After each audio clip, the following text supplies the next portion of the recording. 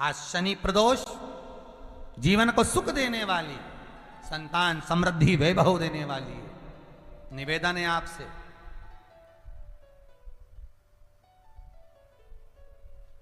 सूर्य अस्त का समय हो, प्रदोष का समय, प्रदोष काल, शाम के समय पर कटोरी में सरसों का तेल ले लीजिए। शंकर के शिवलिंग पर किसी मंदिर में जाकर सरसों का तेल शिव पर चढ़ा। तेल चढ़ते समय शंकर के शिवलिंग पर त्रिपुंड बना दें।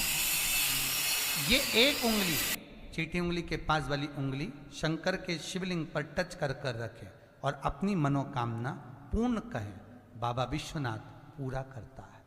भगवान शंकर के द्वार पर स्वयं शनि महाराज आज मिलने के लिए, और जितने ग्रह नष्ट देने वाले हैं, कारक ग्रह हों, बेकार वृत्ति वाले हों, वो सब आज शनि सबके दोष मिटा देता है। शंकर भगवान के मंदिर में आज शनि प्रदोष के दिन मंदिर में नहीं तो घर में अगर शंकर का शिवलिंग है तो एक दिया अवश्य लगाओ। शनि महाराज जीवन का सुख प्रदान करेंगे, आनंद। शनि प्रदोष, मान लो कोई व्यक्ति पैसे खाकर चले गया, नहीं दे रहा है, तो शास्त्र कह रहा है भगवान शंकर के मंदिर में शमी का पत्र, शमी का पत्ता, शमी पत्र, शंकर के मंदिर में काली तिल्ली के साथ में शमी पत्र, शनि प्रदोष सुख का देने। स्वयं शंकर को प्रिय है प्रदोष का व्रत, इसलिए निवेदन है बन सके व्रत करते हुए भगवान शंकर का अनुमोदन करें, जीवन को सार्थक बनाएं। भगवान शिव का स्मरण करते हो, आनंद करते हो।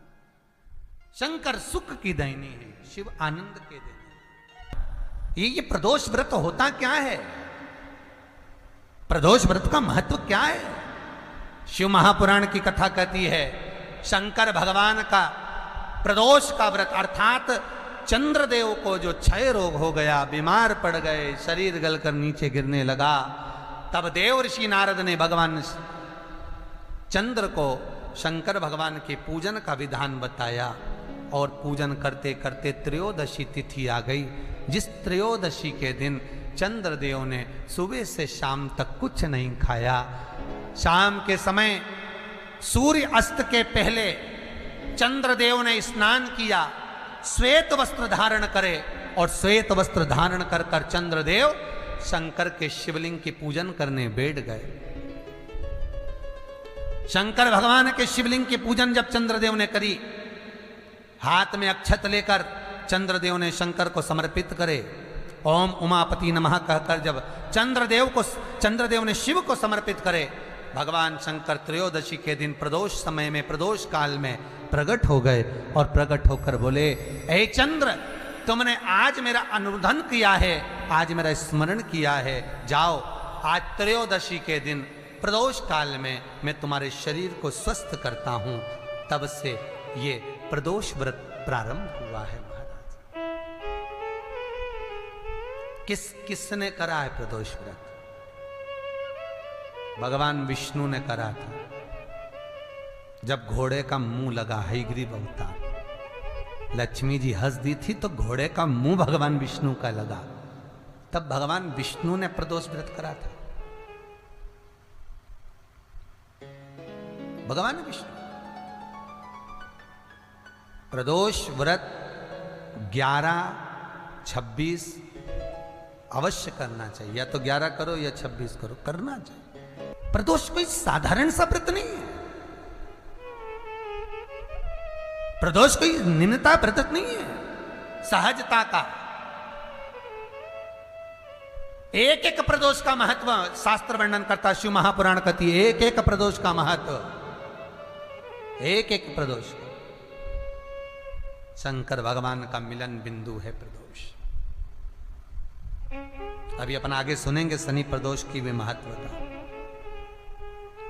तो क्यों ना करें मंगल वाले? ये कहीं हमारे को मंगल है, परेशान कर रहा है, मंगल है, विवाह नहीं हो रहा, मंगलिक है, विवाह नहीं हो रहा। अरे करो ना, शिव महापुराण खोलकर तो देखो, लिंग पुराण खोलकर तो देखो। नर्मदा पुराण खोलकर देखो, एक एक चीज का अनुमोदन हैगा। पर आप लोगों की आदत है ना, ढोंगर प्रपंच में ज्यादा फंसते हो। यहाँ चली जाती हूँ, वहां चली जाती हूँ, उनको पत्रिका दिखा दूंगी, उनको हाथ दिखा दूंगी, उनको ये दिखा दूंगी, और ना जाने कहाँ कहाँ का ये विद्या बताने वाले विद्या बताते रहते हैं, और तुम दिन भर विद्या में डूबी रहती 24 घंटा। और चलो तो चलो, वह टीवी में भी ऐसे ही मिल गए दादा हो, कुर्सी पे बैठ जाएंगे, आंख बाक बंद कर लेंगे, थोड़ी देर में बता देंगे कोई के देवी आई, कोई के देवता आया, कोई के ये आया, कोई का के वो आया, और तुम्हारा भाग्य ये और तुम्हारा भाग्य वो, और जितने वो बोल रहे हैं उनका भाग्य ये, उनका भाग्य वो, उनसे उनका ही तो भाग्य पूछो पहले कि उनकी कई दशा है रे। भगवान पर विश्वास नहीं है आज के जमाने में लोगों को। लोग दूसरे पर विश्वास करते हैं कि ये हमारा भाग्य सुधार देगा, ये हमारा भाग्य सुधार देगा, हम ये वाला अनुष्ठान कर देंगे तुम्हारा। स्वयं श्री सुखदेव जी महाराज राजा परीक्षित को, कितने राजा परीक्षित को मालूम पड़ा जब कहा शमीक बाबा ने कि तुम्हारे को तक्षक नाग के डसने का श्राप लगा है, 7 दिन बाद तुम मर जाओगे। राजा परीक्षित के सामने ना जाने कितने लोग आए। एक कहता मैं ये कर दूंगा तुम बच जाओगे, एक कहता मैं यज्ञ कराऊंगा, एक कहता मैं अनुष्ठान कराऊंगा, एक कहता मैं ये करूंगा, एक कहता मैं ये करवाऊंगा, राजन तुझे ऐसा कर दूंगा, राजन तुझे वैसा कर दूंगा, क्योंकि राजा के पास पैसा था, बचने के लिए क्या नहीं करता। और आखिरी में घूमता घूमते राजा परीक्षित सुखदेव जी की शरण में गंगा जी के घाट पर पहुंच गए। सुखदेव जी ने कहा मैं ये नहीं कहता कि बचा लूंगा, मैं ये नहीं कहता कि तेरे प्राण बच जाएंगे, मैं ये नहीं कहता कि तुझे वैकुंठ मिल जाएगा, मैं ये नहीं कहता कि तू जीवित रह जाएगा, मैं ये नहीं कहता कि सर्प का जहर उतर जाएगा। सुखदेव जी कहते हैं मैं इतना जरूर कहता हूं कि तू अगर भगवान की भक्ति में रम गया तो सर्प भी डसेगा तो भान नहीं होगा, और ये पक्का कहता हूं कि 7 कुल को तार देगा। और वही परीक्षित ने करा, भगवत भजन में लग गया। फिर कब सर्प आया, कब डसा, कुछ भान परीक्षित को नहीं था। शिव महापुराण भी यही कहती है, जगत के प्रपंच में मत पड़ो, ये ढोंगी और प्रपंचियों के बीच में मत पड़ो, और इनके प्रपंच से हटकर खुद भगवान का भजन करो, खुद शिव का स्मरण करो, स्वयं स्वतः।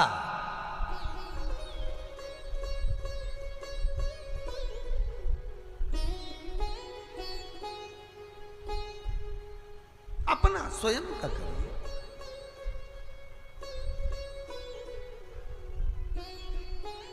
और जितने प्रपंच में फंसोगे उतना ही जाल बहुत बिछाया जाता है साहब। जब जब टीवी खोलो तब तब वो कहीं का वो उसने ऐसा कर दिया, कहीं का उसने ऐसा कर दिया, वो महाराज ने ऐसा कर दिया। जब टीवी खोलो ना कहीं का महाराज के देख लो तो काहे का माथा पच्ची करो, महाराजों के चक्कर में पड़ो रे। जिसके चक्कर में पढ़ना उके तो चक्कर में तुम पढ़ो नहीं रहे। भजन करो,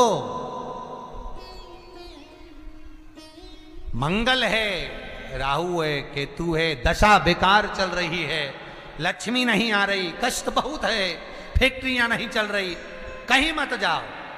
मेरे शिव की शरण में जाकर एक बार शिव महापुराण को पूरी सुनो, और उसमें जो जो उपाय बताए गए हैं, हम ये नहीं कहते कि हम कुछ कर देंगे, हम ये नहीं कहते कि हमारे पास कोई विद्या है। मेरा निवेदन आप सबसे है, आप सबसे भी मैं निवेदन करना चाहूंगा। कई माताएं फोन कर कर बोलती हैं हमारे को कष्ट है, हमें गुरुजी से बात करना है, हमको ये पूछना है। हम नहीं, आपसे निवेदन है, कुछ पूछने के लिए आप कभी भी कॉल ना करिए, फोन ना करिए, कुछ पूछने के लिए आप मैसेज ना करिए, हम नहीं बता पाएंगे। क्यों? क्योंकि शिव महापुराण में जो लिखा है हम केवल वो बता सकते हैं और केवल पुराण में बता पाएंगे। हम यहाँ से नीचे उतरे, हम वही साधारण से मनुष्य हैं जो आप टीवी के सामने बैठे हो, वही की वही हम भी हैं। केवल ये व्यासपीठ, ये पुराण, ये शास्त्र, इसके सिवाय हमारे पास कोई विद्या है ना हम कुछ जानते। हाँ, पुराण में से निकाल कर उपाय 1-2 किताब, 5-6 किताब लिखी हैं। पंचामत है, तर्पण है, मन मंत्र है, मन दर्शन है, गिरिराज चरित्र है, ऐसी 5-6 किताबें लिखी हैं। उन किताबों में सब कुछ लिख दिया है। पहले जहाँ कथा होती थी किताब वहाँ मिलती थी, अब कथाएं पंडालों में नहीं हो रही है। तो कई लोगों ने फ़ोन कर कर बोला तो हमें किताब कैसे मिलेगी, तो उसके लिए विचार कर कर कल परसों से ऐसा कर दिया है कि टीवी पर एक नंबर किताब मंगवाने के लिए भी अलग से डाला जा रहा है कि आप उनसे किताब मंगवा सकते हो। पर वो हमारी संस्था के ऊपर नहीं, हमने उसमें नंबर दे दिया कि आप इनसे किताब मंगवा लो, आपको इन किताब प्राप्त हो जाएगी, मिल जाएगी। उसमें उपाय लिखे, करो, खुद करो, दूसरे से नहीं। पर जो बार बार पूछने के लिए फोन लगाएं कि हमें गुरुजी से ये पूछना है, हमें हम जो बता दिए शिव महापुराण में, बस पुराण के अलावा कुछ नहीं, शास्त्र के हटकर कुछ नहीं बोलेंगे। जो शास्त्र सम्मत है, स्कंद पुराण में, विष्णु पुराण में, नर्मदा पुराण में, लिंग पुराण में, शिव महापुराण में, भविष्य पुराण में जितनी जितनी बातें लिखी होती है उसको छाट छाट कर लेकर आते हैं, आपको बता देते हैं कि आप ये कर लो, उससे फायदा मिल जाएगा। कोई ज्योतिषी नहीं, कोई कुछ नहीं, बस केवल भजन करो, शंकर का अनुमोदन करो और विश्वास रखो शंकर पर, तो किसी को 1 रुपया देने की जरूरत नहीं पड़ेगी, लाखों रुपए इधर उधर बर्बाद करने की जरूरत नहीं पड़ेगी। कई लोगों ने पूरा जीवन बर्बाद कर दिया, हम ये कर दें, हम वो कर दें, हम तुम्हारे लिए ये कर देंगे, हम वो फालतू की बात है, सब फालतू। भजन करो, विश्वास शंकर पर रखना, जन्म मरण और परण वो देगा, सुख वो देगा, समृद्धि वो देगा। जिसके घर में बहु रिद्धि सिद्धि हो, जिसके घर में अमोद और प्रमोद पोते हो, जिसके घर में शुभ और लाभ दरवाजे पर बेटे बनकर विराजमान होते हो, जिसके घर में स्वयं अखंड सौभाग्य देने वाली पार्वती हो, जो स्वयं सरस्वती को स्वर प्रदान करता है, वो शंकर है। जब सब कुछ उसके पास में है, कुबेर का खजाना वो चोर को दे देता है, जब सर्वस्वता उसके पास है, तो आप इधर उधर डोलते क्यों हो? क्यों डोलो? उस पर विश्वास रखो। वो शंभु, वो शंकर, वो त्रिकालदर्शी, वो कैलाशी, वो अविनाशी सुख देगा, आनंद देगा। पाने का तरीका केवल उसको रिझाओ। जो मंदिर आपसे दूर हो, जिस मंदिर में कोई नहीं जाता, जिस मंदिर में कोई दिया तक नहीं लगाता, उस मंदिर में तुम जाओ और उस मंदिर में एक दिन जाकर प्रकाश कर कर आना, एक बार दिया जला कर आना, मंदिर की सफाई करी आना, शंकर जी पे जल चढ़ाकर उनको स्नान कराकर, कोई पत्ती पेड़ पौधे की पास में हो तोड़ के चढ़ाए आना। 2-4 बार कर कर देखना कितना शांति, कितना धीरज, कितना आनंद, कितनी समृद्धि, कितनी लक्ष्मी मिलती है। तुम करोगे तुम्हारा पेट भराएगा, हम करेंगे हमारा पेट भराएगा। स्वयं करिए, शंकर से निवेदन करो, विनती करो, मेरी पूजा को स्वीकार करो और आप मेरा कल्याण करो। कोई नहीं कर सकता जो आप कर सकते हो। ब्रह्मलोक के देवता ब्रह्मा हैं, बैकुंठ के देवता भगवान विष्णु हैं, और मृत्यु लोक का अगर कोई देव है तो वो महादेव है, केवल शंकर, केवल शिव, मृत्यु लोक का देव। अभी एक विचार करो, तुम्हारे घर में अगर थोड़ी सी तकलीफ आई तो सबसे पहले अमेरिका में लड़का रह रहा वो आएगा क्या? पूना में बच्चे रह रहे हैं वो आएंगे क्या? इंदौर में बेटी रह रही वो आएगी क्या? उज्जैन में कोई रह रहा है वो आएगा क्या? सबसे पहले वो आएगा जो तुम्हारे घर के पास होगा या घर के करीब में होगा, बिल्कुल लगा हुआ होगा या घर में होगा। अब आप कहाँ रहते हो? जितने लोग कथा सुन रहे हैं सही बताना, कहाँ रहते हो? पृथ्वी पर मृत्यु लोक में रहते हो। और पुकार किसको रहे हो? ब्रह्मलोक में। पुकार किसको रहे हो? बैकुंठ लोक में। पुकार किसको रहे हो? इंद्रलोक में। और जो घर के घर में रह रहा है, जो तुम्हारे पास में रह रहा है, जो मृत्यु लोक में रह रहा है, उसको तो बुला ही नहीं रहा। कई लोग कहते हैं मृत्यु लोक, कई लोगों की आदत है पड़ोसन को तो खूब चाय पिलाएंगे, पड़ोसन की काकी के तो खूब पांव पड़ेंगे, पड़ोसन को तो चाय भी पिलाएंगे ना, इतना घूंघट रही ना, धोख भी लगाएंगे, पड़ोसन को तो खूब प्रणाम करे, पड़ोसन को तो खूब नमन करे, पड़ोस की काकी के न मौसी के न चाची के न इनके न उनके, और घर की सास को तो कभी पाँव ही नहीं पड़े, 30 त्योहार पे भी बस यही हाल है। जितना पड़ोसी है नहीं, जितना देवी देवता सबके तो धोख लगाए, सबके ने प्रणाम करे, और जो सास घर में बैठी है महादेव जो मृत्यु लोक का देव है, इसके तो प्रणाम ही नहीं करे। तो किसी ने शंकर भगवान से पूछा, भोलेनाथ सब भगवान इधर, ये देवता का नाम, वो देवता का नाम, वो देवी का नाम, वो देवता का नाम सब ले, और तुमको तो कोई पूछे ही नहीं। शंकर भगवान बोले, भले नहीं पूछे, मरने के बाद तो मेरे पास ही आएगा। मेरे ससुर ने मुझे श्राप दिया है, दक्ष प्रजापति ने, शंकर मैं तुझे श्राप देता हूं कि तू शमशान में निवास करेगा। शंकर भगवान कह रहे, मैं तो शमशान में रह रहा हूं, जीते जी नहीं आएगा तो मरने के बाद तो आएगा। बापड़ा ऐसी गीली लकड़ी में जलाऊंगा, 3 दिन ठंडा नहीं करने दूंगा। आ मेरे पास, तब बताऊं तेरे। और तुम देखना 3 दिन तक ठंडा नहीं हो, पानी डाल डाल के ठंडा करना पड़े, जब जाके राख में से वो हड्डियां बटोरना पड़े। शंकर जी नहीं ठंडा करे, जपा दुनिया को जपा, मुझे भूल गया। जो करीब में है पहले उसको बुलाओ, साथ वो देगा। जो तुम्हारे पास में है पहले उसको बुलाओ, ले जाकर हॉस्पिटल तो छोड़ ही देगा। मृत्यु लोक का देव महादेव शंकर है।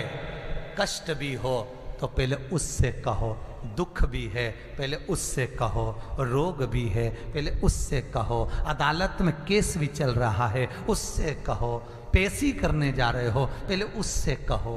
उसको कहो कि मैंने अब तेरे भरोसे पर सब सौंप दिया है। जब से कथा सुनी महादेव, कहीं नहीं जाऊंगा, बस तुझसे ही कहूंगा। तारेगा भी तू ही और मारेगा भी तू। कर लो भरोसा, विश्वास कर कर देखो। भरोसा तो होना चाहिए। एक पति पत्नी जहाज में घूम रहे थे समुद्र में, समुद्र में लहर चढ़ गई, सुनामी लहरें आने लगी। जहाज के मैनेजर ने कहा, अनाउंस कर दिया पायलट ने, ये जहाज डूबने वाला है, सब बच लो, छोटी छोटे ट्यूब पकड़ो, नाव पकड़ो, कूदो और भगो, समुद्र में लहरें चल रही, सुनामी, भगो। पत्नी नीचे थी, सुन के ऊपर गई, पति सबसे ऊपर लहरों का आनंद ले रहा था, वहां पहुंच गई। पत्नी ने पति से कहा, सुना तुमने? पति बोले, क्या है? अरे सुना नहीं तुमने? नहीं मैंने नहीं सुना। क्या हुआ? समुद्र पानी में, ये जहाज जो है पानी में डूबने वाला है। अच्छा तो डूबने दे। पति लग गया फिर लहरों को देखने में। पत्नी बोली, मर जाएंगे। पति कुछ बोला ही नहीं, लहरों का आनंद ले रहा है। पत्नी बोली, सब बच रहे हैं, सब ट्यूब पकड़ के भाग रहे हैं, नावों को पकड़ पकड़ के भाग रहे हैं, चलो तुम भी चलो। पति कुछ नहीं बोला, आनंद ले रहा है। पत्नी बोली, तुम तो मुझे मरा हुआ देखना चाहते हो ना, मैं जानती हूं तुमको। पत्नी फिर नीचे गई, फिर सब हटपटा रहा है, पूरा जहाज के लोग भग रहे हैं, ट्यूब पकड़ के, नाव पकड़ के भग रहे हैं, जहाज डूब रहा है। पत्नी फिर ऊपर आई, अरे सब बचा रहे हैं अपने अपने बीवी बच्चों को, तुम मुझे बचाओ। पति नहीं, कुछ नहीं बोला। पत्नी बोली, मैं जानती हूं तुम तो मुझे मरा हुआ देखना चाहते हो, कि मैं मर जाऊं तो तुम दूसरी शादी कर लो। मैं मर जाऊंगी तब मालूम पड़ेगा। पति ने जेब में से बंदूक हेड़ी, मरो मरो करती है, ले मैं अब भी मार दूं। और जेब में से बंदूक लगकर पत्नी के सिर पे रख दी। खटका दबने ही वाला था और पत्नी हंसी खूब जम जम के। तो पति ने पूछा, क्यों हंस रही है, क्यों हंस रही है? पत्नी कहती है, मैं जानती हूं कि तुम मुझे मार नहीं सकते। पति कहता है, जितना विश्वास तुझे अपने पति पर है कि मैं तुझे मार नहीं सकता, पति कहता है उतना विश्वास मुझे मेरे विश्वनाथ पर है, वो मुझे डूबने नहीं दे सकता। इतना विश्वास तुम्हारे भीतर होना चाहिए, डूबने नहीं देगा। कथा को सुन रहे हो, विश्वास की कथा है। तुलसीदास जी ने रामचरितमानस लिखते समय सबसे पहला शब्द लिखा, शंकर विश्वास रूपिणो। शंकर विश्वास रूपिणी, ये तुलसीदास जी रामचरितमानस के भीतर लिख रहा है, शंकर पर अगर विश्वास हो गया तो जीवन सार्थक हो गया। कुछ नहीं सोचना, फिर कुछ नहीं जाना। ये दिखावे से हटो, थोड़ा सा प्रपंच से हटो रे बाबा। ये ढोंग प्रपंच नहीं चाहिए शंकर को। शंकर ढोंगी है भी नहीं और शंकर को ढोंग पसंद भी नहीं।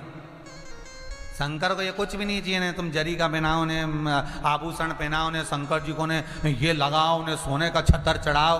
शंकर भगवान को नहीं चाहिए। शंकर जी तो के एक लोटा पानी डाल देना, फालतू का टाइम क्यों बर्बाद करे, चल घर जा, बैठ माँ घर पे बैठ कर भजन कर। यहाँ का बैठे 2 घंटा तक। शंकर भगवान को ये कुछ भी प्रिय नहीं। शंकर भगवान के तो प्रसाद की भी महत्वता नहीं। मत बांटो, जाओ तुम तो यहाँ हमारे यहीं चढ़ा जाओ पूरा, तुम तो कम प्रसाद मरसाद भी नहीं चाहिए, चलो।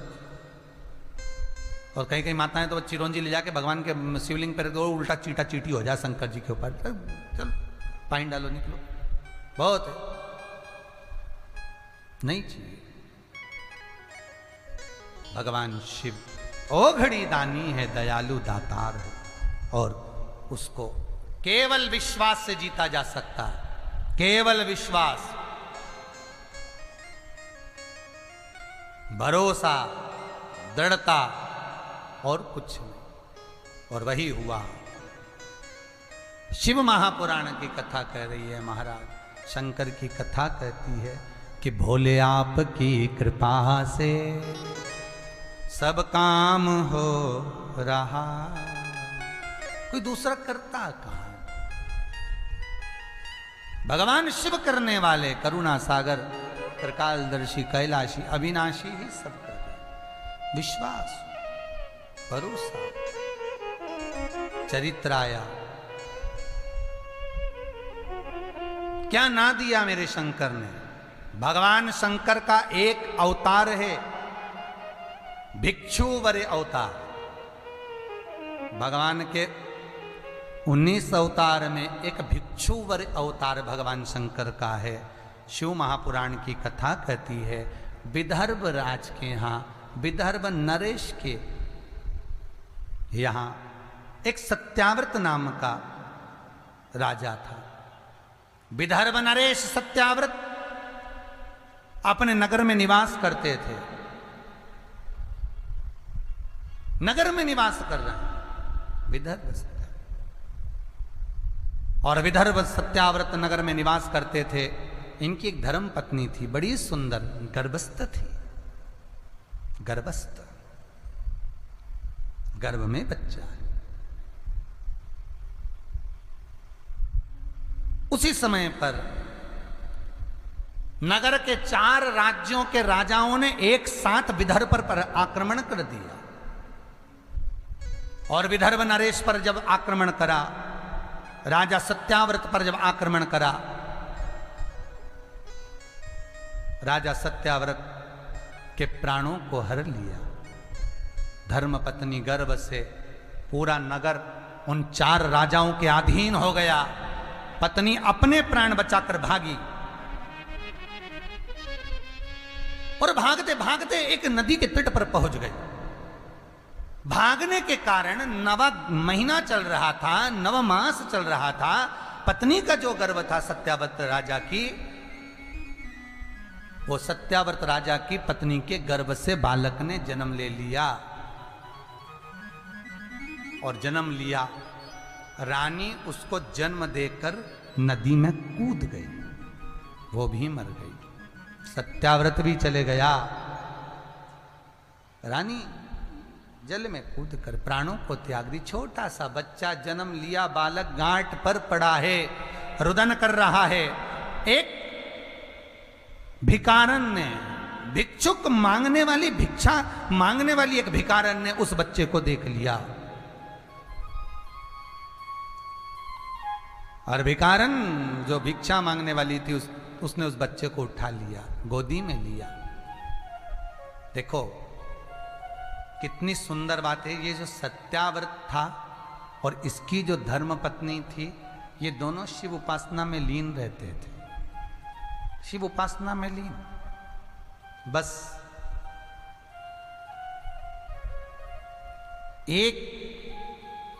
एक कर्म का दंड भोगना पड़ा। कोई राजा सत्याव्रत की कथा को अगर सुने, विदर्भराज नरेश की कथा को स्मरण करे और विदर्भराज नरेश की कथा का यदि मनन चिंतन करे, तो एक गलती सत्याव्रत क्या हुई। क्या गलती हुई? जब जब नगर का राजा मंदिर, शंकर के मंदिर में पूजन करता था, इसकी धर्म पत्नी भी गर्भवती होने के बाद भी शिव की आराधना करती थी। बस एक गलती होती थी, राजा दीप लगाकर वहां से तुरंत घर को चले जाता था। और एक जलने वाला ईर्ष्यालु, जो 4 राजाओं ने आक्रमण करा था, उन्होंने जो गुप्तचर भेज रखा था कि आखिर इसकी सत्ता कैसे स्थापित है, इसके इतना राज्य कैसे चल रहा है। उन गुप्तचरों से कहा, जब ये मंदिर से निकले, जिस दीप को जलाकर जाए उस दीप को बुझा दिया जाए, उस दीप को बुझा दिया जाए। इसलिए आज भी प्रमाण है, मंदिर में अगर दिया लगाने जा रहे हो, बाती लगाई है आपने मंदिर के अंदर, तो कुछ देर बैठिए, कुछ देर स्मरण करिए। हमारे यहां तो यहां तक कहा गया है कि किसी मुर्दे को अगर जलाया भी जाता है तो कपाल क्रिया तक रुकना पड़ता है कि थोड़ा रुकिए, कोई पीछे से आकर कुछ कर ना जाए। दीप जलाएं, थोड़ी देर रुकिए। और दीप का भी नियम है महाराज, दीप का भी नियम है। दिए में जो फूल बत्ती लगती है, गोल बत्ती लगती है, गोल वाली, ये बत्ती हमेशा, कोई विष्णु भगवान की पूजन कर रहे हो, शिव जी की पूजन कर रहे हो, कोई अन्य देवता का अगर आप स्मरण कर रहे हो, तो गोल बत्ती लगाई जाती है। भगवान के मंदिर में पूजन कर रहे हो तो गोल बत्ती लगाएं। लंबी बत्ती, लंबी वाली जो बत्ती होती है, लक्ष्मी की पूजन में, देवी पूजन में, जितनी भी माताओं की आप पूजन करोगे, जितनी भी देवियों का आप स्मरण करोगे, उसमें लंबी बत्ती का प्रमाण है। पितरों की पूजन में लंबी बत्ती का प्रमाण है। पितरों को कभी गोल बत्ती नहीं लगती। आप मटके के पास में, परिंदे के पास में, जल के पात्र के पास में कोई भी अगर दिया लगाएंगे तो वहां गोल बत्ती रखकर लगाएंगे तो घर में लक्ष्मी नहीं टिकेगी। कई लोग कहते हैं कि परिंदे के पास, मटके के पास में, पानी के स्रोत के पास में जहां जल भरते हैं, हंडा रखते हैं, टंकी रखते हैं, वहां पर मटके के पास बत्ती लगाओ, दिया लगाओ, पितर शांत रहेंगे। तो पितरों को शांत करो, मना नहीं है, पर दिया लगाने का नियम है कि पितरों को अगर आप दिया लगा रही हो मटके के पास, परिंदे के पास, या अमावस्या के दिन पितरों के लिए अगर दीप लगा रही हो, तो गोल बत्ती अगर लगाओगी तो कार्य कभी सफल नहीं होगा।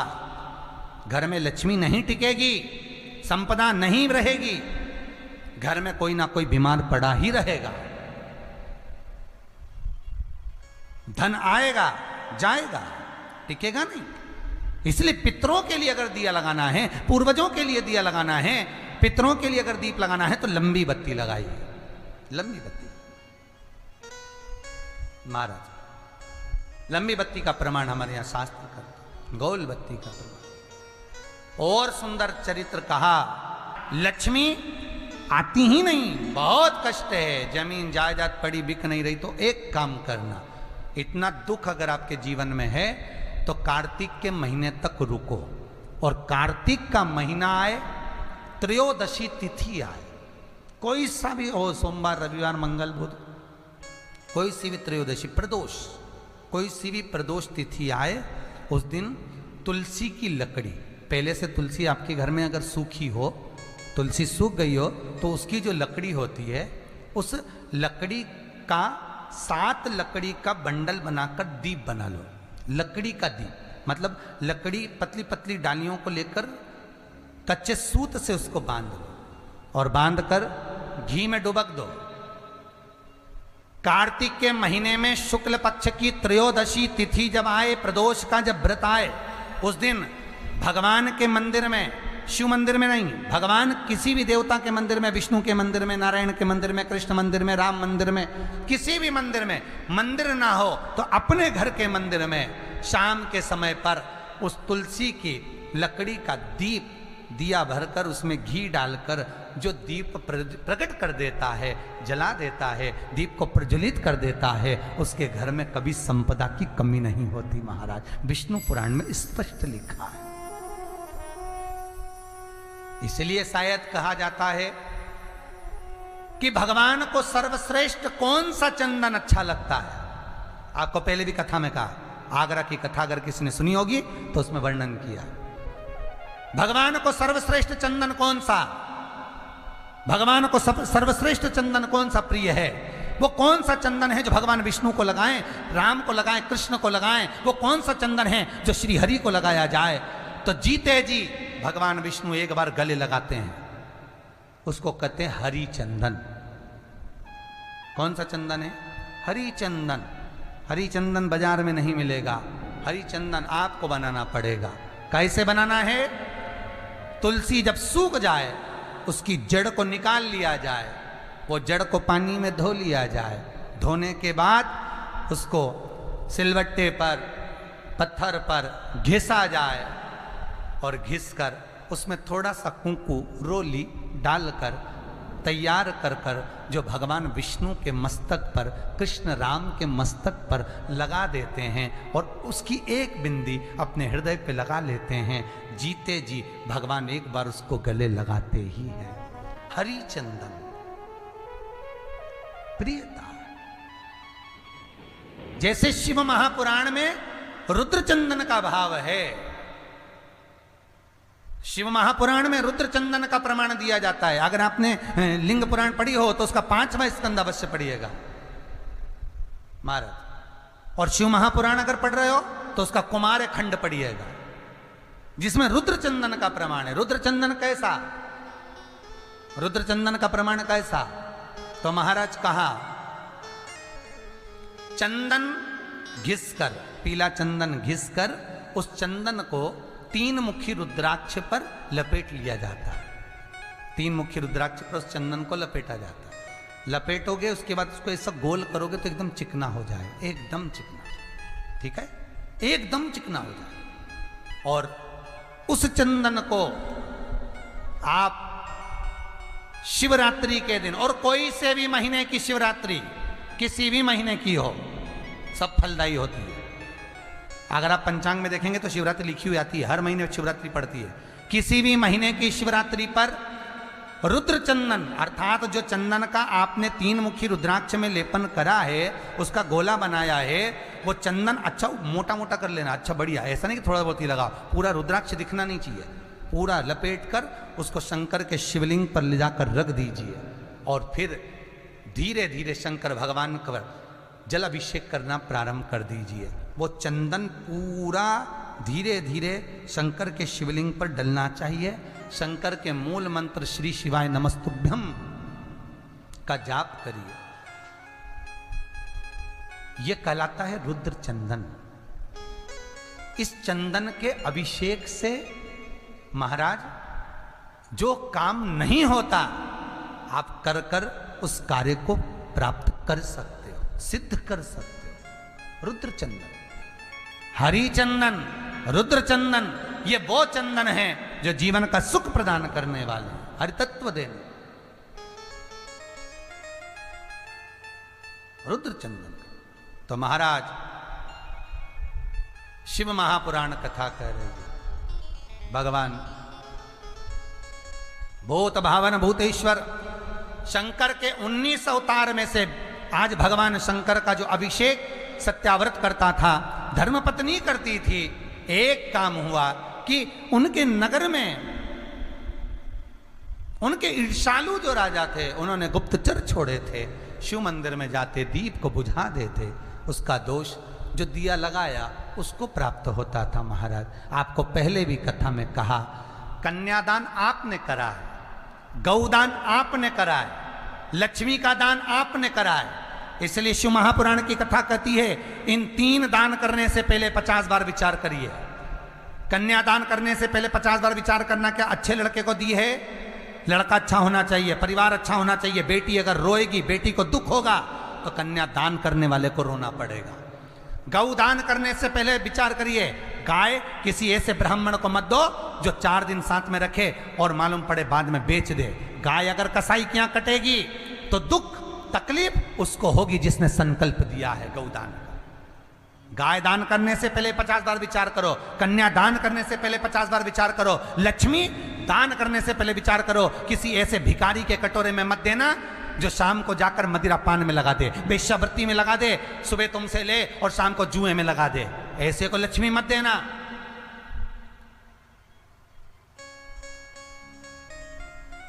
और ऐसे को लक्ष्मी मत प्रदान करना जो धर्म को धंधा बना ले। लगाने से पहले 50 बार विचार करना क्या सही जगह लग रहा है। कई लोगों ने हमसे कहा सीहोर जैसे और सीहोर के पास ये गांव खेड़े में तुम मंदिर बना रहे हो, गांव खेड़े में गौशाला, गांव खेड़े में वृद्धाश्रम, गांव खेड़े में कुबेरेश्वर महादेव। यहाँ खेड़े में कौन आएगा? वृंदावन बनाते, कहीं तीर्थ में बनाते तो ढेर भगत आते और होटल बनाते, बढ़िया लोग रुकते आनंद लेते। यहाँ कौन आए? जंगल में। तो हमने कहा ये जंगल में होटल बनाने का नहीं है, ये जंगल केवल भगवत भजन का है। गौ सेवा में आइए, वृद्धाश्रम में आइए, शंकर का दर्शन करो, भजन करो और अपने घर जाओ। ये सीहोर से भी 9 किलोमीटर दूर है, कोई शहर में नहीं है, जंगल में।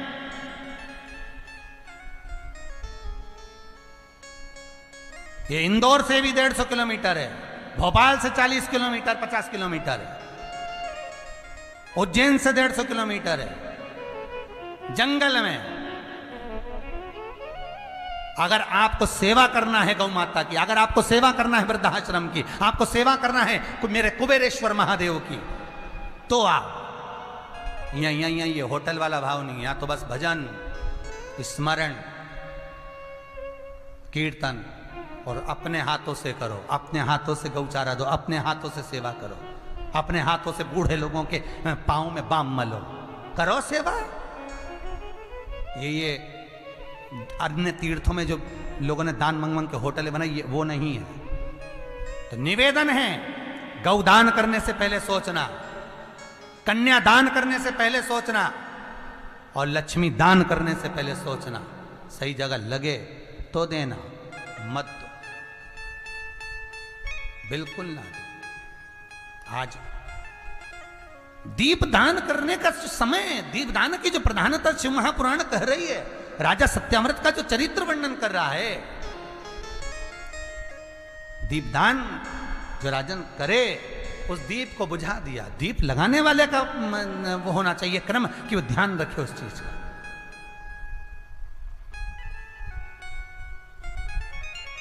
आप लोग जितने लोग कथा सुन रहे हैं, आपके यहाँ पंडित लोग पूजन करने आए होंगे, कभी ना कभी तो आए होंगे, कभी ना कभी सत्यनारायण की कथा तो करवाई होगी, कभी ना कभी कोई पूजन अनुष्ठान देवी का देवता का कराया होगा। आपने पंडित जी ने अगर दिया लगाया है, जजमान से अगर दीप लगवाया है तो जजमान को ध्यान रखना पड़ता है, और पंडित ने ध्यान दिया लगाया है तो पूरी पूजन में पंडित को ध्यान रखना पड़ता है कि दिया ठंडा नहीं होना चाहिए। जो दीप लगाए ये उसका महान होना चाहिए, ये उसका स्मरण।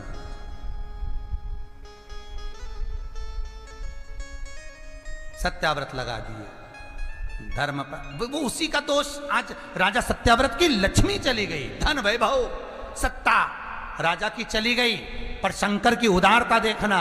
राजा के कर्म का भोग तो राजा को मिल गया, चले गया, पत्नी भी चली गई, पर उसके जो पुण्य करा था, जो सत्कर्म करा था, जो शिव का अभिषेक करा था, पूजन करा था, वो वंश नहीं मिटने दिया मेरे विश्वनाथ, वो वंश नहीं समाप्त होने दिया मेरे शंभू ने। एक भिकारन के हाथ में बच्चा आ गया, शंकर भगवान भिकारी बनकर आए।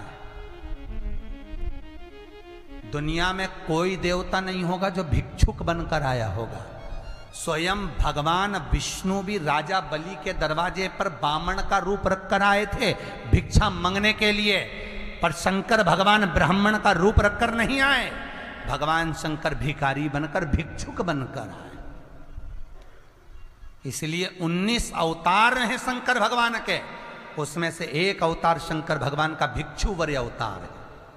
नटराज अवतार, भिक्षु वर अवतार, महेश्वर अवतार, उसमें से भिक्षु वर अवतार मेरे शंकर का है। शंभेश्वर अवतार, अवधूत अवतार, ये 19 अवतार में से एक अवतार भगवान शंकर का बिच्छूवर है। कौन होगा साहब? कौन होगा जो एक राजा के बच्चे को बचाने के लिए भिखारी बनकर आ गया? कौन होगा? वो केवल एक महादेव हो सकता है, वो केवल एक मेरा शंभु, मेरा शंकर हो सकता है, दूसरा नहीं। अगर कहीं कष्ट ना मिटे वो शंकर रूप रखकर आ सकता है। बहुत करोड़पति नहीं मेरा शिव, बहुत धनपति नहीं मेरा शिव, बहुत धनिक नहीं, बहुत भस्म रमाने वाला, जटाजूट बांधने वाला, शमशान का निवासी, कैलाश का वासी, हार भी नहीं उसके पास पहनने के लिए, सांप लपेट लेता है। तुम हार पहनो, सौभाग्य का पहनो, अखंड सौभाग्यवती रहो। पांव में कोई पादुका नहीं उसके, कोई सिंहासन सोने और चांदी का नहीं उसका, मृतशाला पर बैठ लेता है। रुद्राक्ष की माला है मेरे शंभू के गले में, सर्प है, सिर पर गंगा रखा हुआ है, मस्तक पर चंदा रखा हुआ है। कर्पूर गौरम करुणावतारम का सुख भोगने वाला मेरा शंकर भोला है। पार्वती खुद कहती है, आप अपने लिए सोने की नगरी क्यों नहीं बसा लेते, हीरे पन्ने का महल क्यों नहीं बना लेते? शंकर कहते हैं, अब बाप एसी के रूम में रहे और बेटे हॉल में सोएं, बाप को अच्छा नहीं लगेगा। बाप कहता है, बच्चों की शादी हो गई, तुम अच्छे अच्छे रूम में रहो, मैं हॉल में सो जाऊंगा, मेरा पलंग यहां डाल दो। वो बाप होता है, वो बाप है। जैसे जैसे बच्चों की शादी होती जाती है, बाप अपना कमरा छोड़ देता है, माँ अपना रूम छोड़ देती है।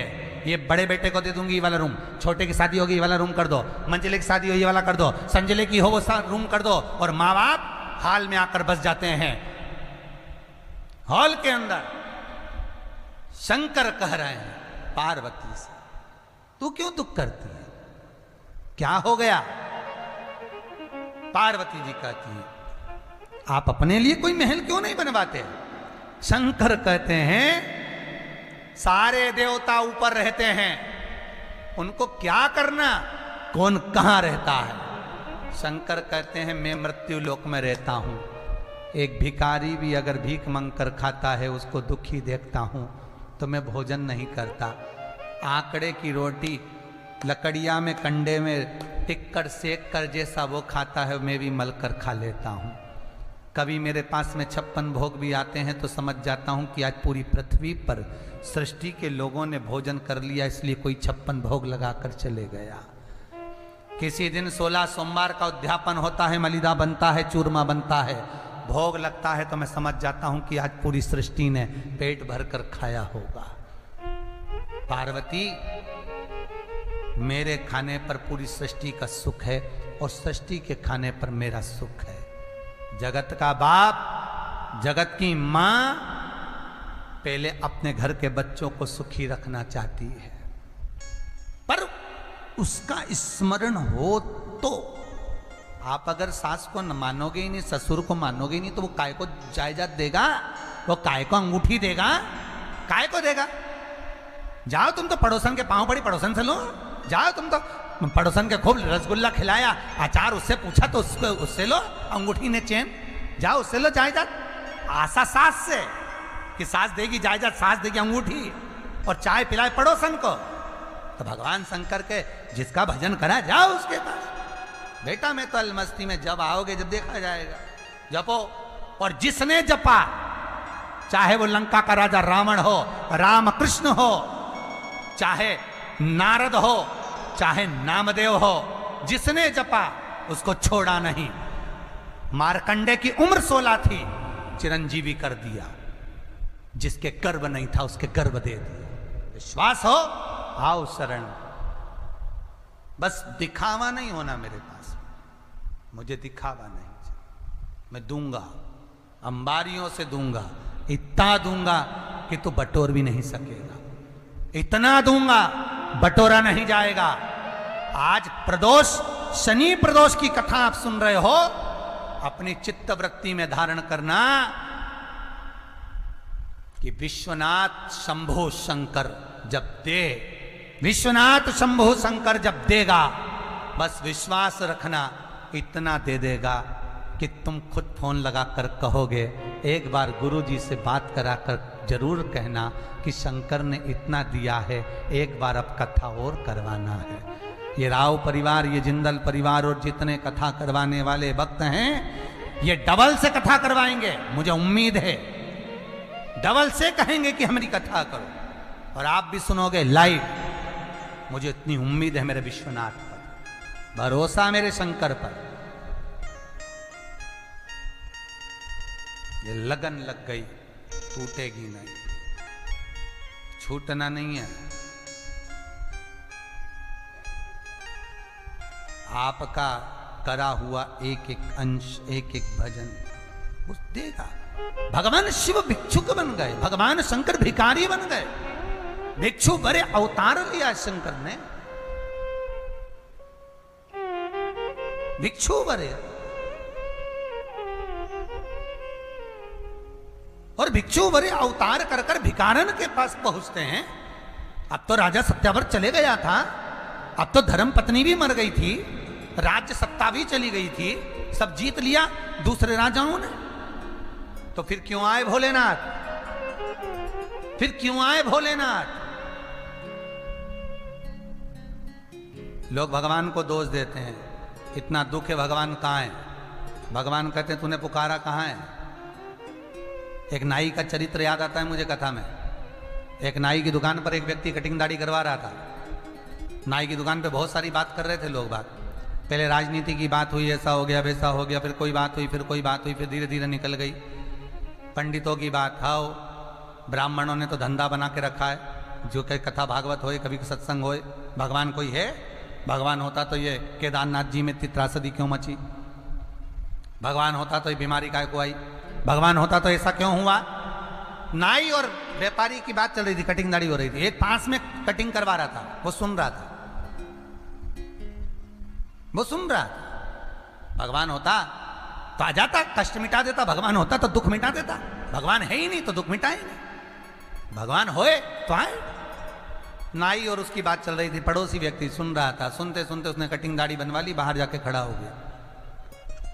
वहीं से एक व्यक्ति निकल कर जा रहा था, उसके बड़े बड़ी दाढ़ी हो रही थी, बड़े बड़े बाल थे, भिखारी था वो बेचारा, बहुत गंदा हो रहा था। जिसने कटिंग दाढ़ी करवाई थी, बाजू वाला जो सुन रहा था, वो अंदर पहुंच गया नाई के पास, और नाई के पास पहुंचकर बोला, ओ भैया जरा जाओ ना, उसकी दाढ़ी कटिंग कर दो, वो सामने जा रहा है। तो नाई बोला, पागल है क्या? वो मेरी दुकान में आएगा तो मैं कटिंग दाढ़ी करूंगा, मैं क्या उसके पीछे पीछे जाऊं? मैं उसके पास जाकर करूंगा? पागल हो गया हूं मैं? वो मेरे पास आए तो मैं दाढ़ी कटिंग करूंगा, मैं इधर उधर नहीं जाता। उसने कहा, भैया अभी तू बोल रहा था कि भगवान है ही नहीं, मैं उसी का उत्तर दे रहा हूं। भगवान भोलेनाथ कहते हैं, दुनिया के लोग कहते दुख नहीं कट रहा। शंकर भगवान कहते हैं, नाई की दुकान में जाओगे तो बाल कटेंगे, दाढ़ी बनेगी। शंकर भगवान कहते हैं, अगर मेरे दरबार में आओगे तो दुख कटेगा। मैं क्या तुम्हारे पीछे पीछे जाके दुख काटूं? मैं तुम्हारे पीछे पीछे जाके कष्ट काटूं? आओ तो, और आने के बाद अगर नहीं कटा तो बात दूसरी है, पर पूरा विश्वास रखकर आना। शिव महापुराण की कथा कह रही है, पूर्ण विश्वास, दिखावा नहीं मेरे शंभू को। जितने टीवी के माध्यम से सुन रहे हैं, फेसबुक यूट्यूब के माध्यम से सुन रहे हैं, निवेदन है, विश्वास पूर्ण रखिए। विश्वास, और होगा तो करेगा, शिव करेगा। अटका हुआ मेरा सारा काम हो गया, अटका हुआ मेरा सारा काम हो गया, काशी वाला भोला मेहरबान हो गया, काशी वाला भोला मेहरबान हो गया। ओ काशी वाला बाबा मेहरबान हो गया, काशी वाला बाबा मेहरबान हो गया। वो अटका हुआ मेरा सारा काम हो गया, अटका हुआ मेरा सारा काम गाइए। हो गया।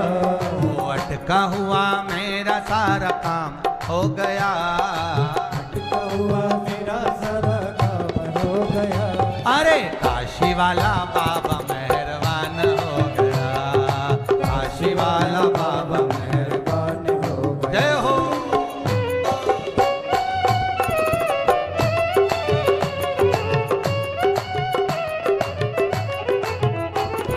तेरी मेहरबानी से काम हो रहा है, तेरी मेहरबानी से काम हो रहा है। ये दुनिया में बाबा मेरा नाम हो रहा है, दुनिया में बाबा मेरा नाम हो रहा है। तेरी कृपा से सब काम हो गया, तेरी कृपा से सब काम हो गया। ओ तेरी कृपा से सब काम हो गया, तेरी कृपा से सभी काम हो गया। अरे काशी वाला बाबा मेहरबान हो गया, काशी वाला बाबा मेहरबान हो गया। अरे काशी वाला बाबा मेहरबान हो गया, काशी वाला बाबा मेहरबान हो गया। हर हर भगवान शिव ओघड़ी देता है, भिक्षु वर बनकर आ गया, एक भिखारी बनकर आया, उस भिखारन के पास में कहते हैं इस राजकुमार का पालन तुम्हें करना है, तुम करो। भिखारन बोली मेरे पास खुद खाने के लिए नहीं, क्या खिलाऊंगी, क्या पिलाऊंगी, क्या दूंगी। शंकर भगवान ने एक रुद्राक्ष दिया, शमी के पेड़ के पास इसको रखना, पूजन करना, अर्चना करना, दीप लगाना, जा संपदा प्राप्त करेगी। 9 मुखी रुद्राक्ष शंकर जी ने उस भिखारन को दिया। शमी के पेड़ के नीचे रोज जाकर पूजन करती, सोमवार की सोमवार अर्चना करती, घी का दिया लगाती। बाबा विश्वनाथ ने उसका भंडार भरा, ऐसा भरा कि सत्ता बन गई, संपदा आ गई। राजकुमार को मालूम पड़ गया कि इन लोगों ने छल करा है। उस राजकुमार ने उनके साथ युद्ध कर कर उनको हरा कर वापिस सत्ता स्थापित कर ली। मेरे भगवान शंकर भिक्षुक बनकर एक भिखारन को भी करोड़पति बना दिए, वापिस सत्ता दिला। राज चले भी गया तो शिव देगा, सत्ता चले भी गई तो शंकर देगा। देव ऐसा शिव है मेरा, शनि प्रदोष सुख का देना। स्वयं शंकर को प्रिय है प्रदोष का व्रत, इसलिए निवेदन है बन सके व्रत करते हुए भगवान शंकर का अनुमोदन करें, जीवन को सार्थक बनाएं। भगवान शिव का स्मरण करते हो, आनंद करते हो। शंकर सुख की देनी है, शिव आनंद के देने। महाराज आज भगवान शंकर का अपन ने भिक्षुवर अवतार श्रवण किया, सुख पाया। अपनी जिंदगी में एक बार शिव महापुराण की कथा अवश्य कराएं। बाबा इतना भंडार भर दे आपका, इतना भंडार। और कभी मेरा भोलेनाथ विचार कर नहीं देता, कभी मेरा शंकर ये विचार कर कर नहीं देता कि इसको कितना देना है। ब्रह्मा जी उतना ही देंगे जितना भगवान विष्णु कहेंगे, और विष्णु जी उतना ही देंगे जितना तेरे भाग्य में लिखा होगा।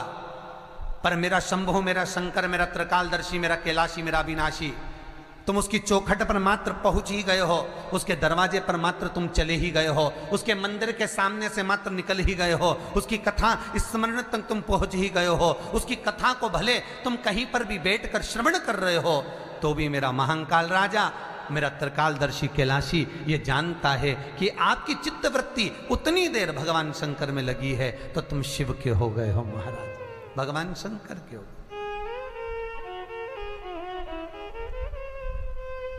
भगवान शिव के। और महाराज वो क्या नहीं देता,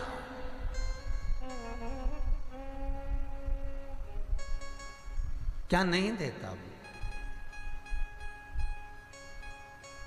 आरोग्यता देने वाला अगर कोई है तो शंकर है। भगवान कृष्ण के यहाँ जब 16,108 रानियों से संतान नहीं हुई तो पुत्र देने वाला अगर कोई है तो शंकर है। क्या नहीं देते। और भगवान राम और कृष्ण को यदि परम धाम जाना भी है, राम और कृष्ण को अगर परम धाम की ओर जाना भी है और उनको अब कहना है कि अब तुम्हें प्राण छोड़ना पड़ेगा, तो मृत्यु का निमंत्रण देने वाला भी शंकर ही है, शिव, कोई दूसरा नहीं। मृत्यु का निमंत्रण देने वाला भी शंकर है। आप रामचरितमानस उठाकर देखिए,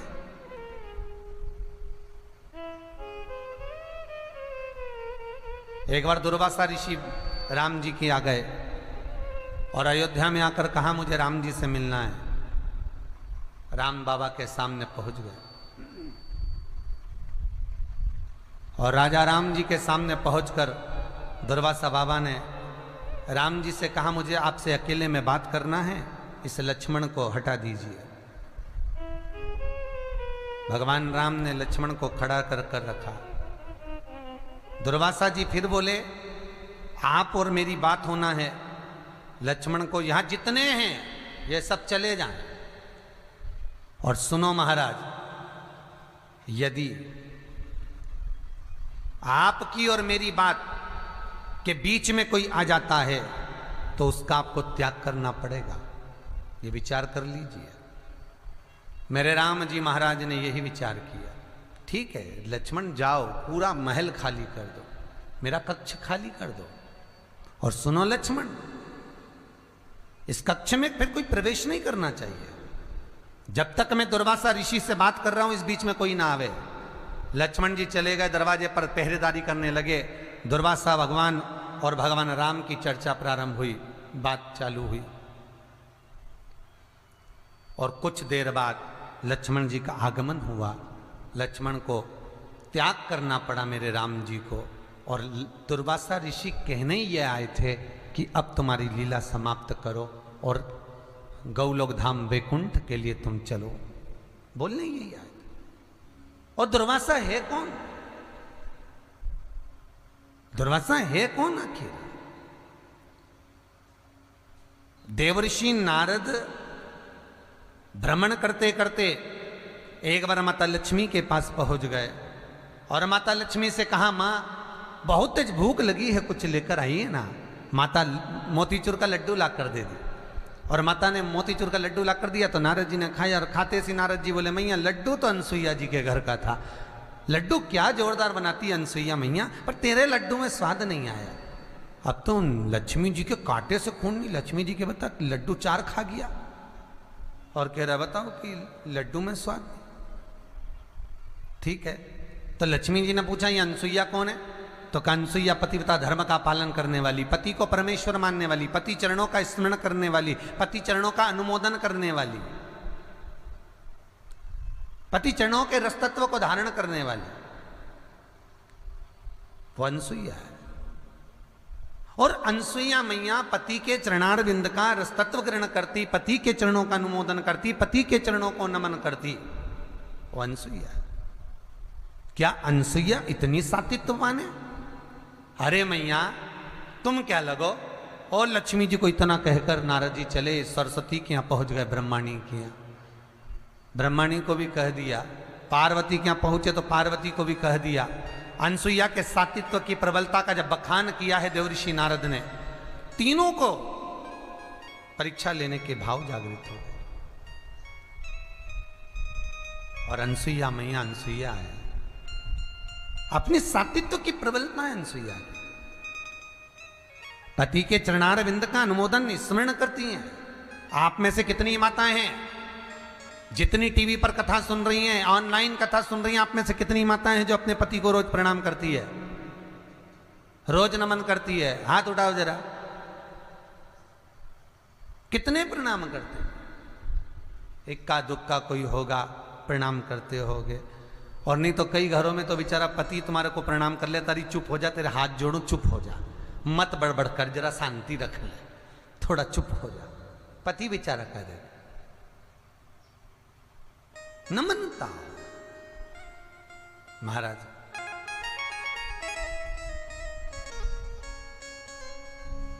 अब अनसुईया मैया पतिव्रता धर्म का पालन करने वाली, पति को परमेश्वर मानने वाली, पति चरणारविंद का अनुमोदन करने वाली, और तीनों देवियों ने अपने अपने पतियों से कह दिया। लक्ष्मी ने भगवान विष्णु से, ब्रह्माणी ने ब्रह्मा से, पार्वती ने शिव से कहा जाकर परीक्षा लीजिए, और नग्न अवस्था में परीक्षा लेना। नग्न अवस्था